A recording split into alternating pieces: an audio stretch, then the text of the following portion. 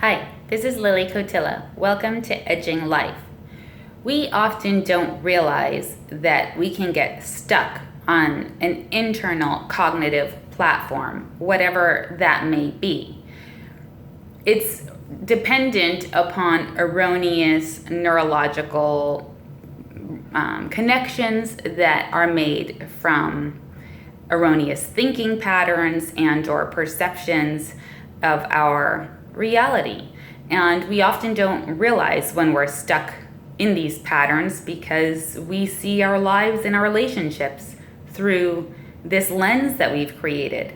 So it's often difficult. It would be like getting aerial perspective of a rainforest while you're at ground level. You're in the thicket, you're in among trees everywhere. You can't see the full picture and you're operating within it. So why is this important? Well, in the areas of life where you're having increased anger, sadness, frustration, relational difficulty, etc., it would be important to gain aerial perspective of your own mind and your own perceptions such that you can change your reactions to things and you're no longer stuck. I'm going to give you an example of being stuck on a neurological platform from a behavioral perspective. In England, there was this guy who, I don't know, was in some kind of fight, was pissed off at this guy, and he was beating him to a pulp. A group of spectators was standing around, and they were just watching in awe. They couldn't believe that this was actually going on. And this one fellow thought to himself, I'm not going to let this keep happening. So what he decided to do was to go tap the guy who was beating up the other one on the shoulder and asked him if he had a cigarette. And the guy who was doing the beating looked at the questioner like, what? Are you crazy? Are you nuts right now? And he paused or I think he asked him for a lighter, and he got out the lighter and lit the questioner's cigarette.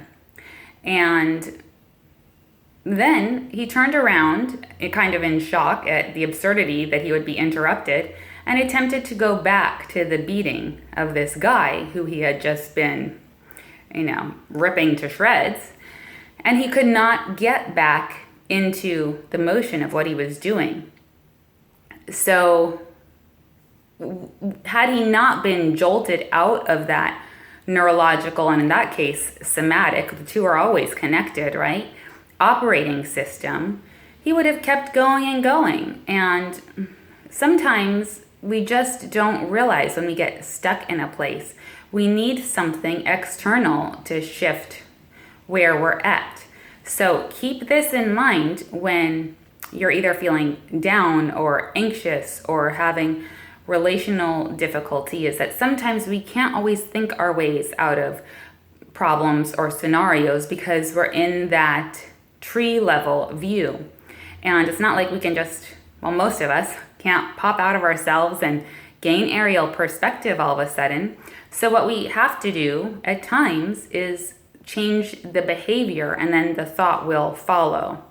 So if you're angry, you might go for a walk, or you might practice on your breath work. Or if you're sad, you might force yourself to go do something fun, even if your mind isn't there with you and you're not feeling the happiness. There's this expression, you fake it till you make it. And eventually, the neurological routes will start making new associations and new connections out of whatever platform it is that you're stuck in based on inaccurate thinking, and or sometimes some very real things happen on the outside that can cause sadness. But that said, or anger or anxiety, that said, there are always ways to shift perspective and gain a new insight from a different angle, which will then carry your emotional self with it. So, but again, sometimes you have to do the movement and bring the body into motion, whatever that may be, to tether along the mind such that it follows.